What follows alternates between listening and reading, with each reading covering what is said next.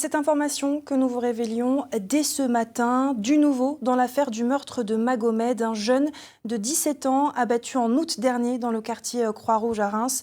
Ce matin, les forces de l'ordre ont procédé à plusieurs interpellations. Le point sur l'enquête avec Johanna Albrecht et Paul-Antoine Boudet. C'est dans les quartiers Croix-Rouge et Wilson de Reims que l'opération a débuté ce matin. Dès 6 heures, des dizaines de policiers ont interpellé et placé en garde à vue plusieurs personnes. Leur identité n'est pas connue, mais une chose est sûre, toutes sont soupçonnées d'avoir un lien avec le meurtre du jeune Magomède.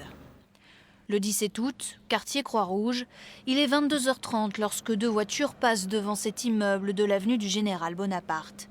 Depuis l'une d'elles, des coups de feu sont tirés. Magomède, tchétchène de 17 ans naturalisé français, s'effondre. 1 heure plus tard, il meurt de ses blessures.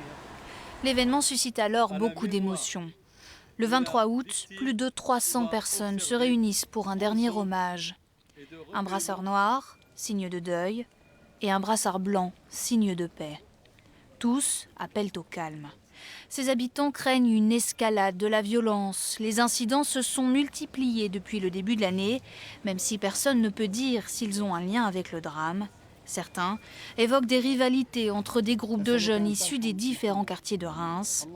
Ces interpellations permettront peut-être d'apporter des réponses à la famille du jeune Magomède. Ces gardes à vue peuvent durer jusqu'à 96 heures.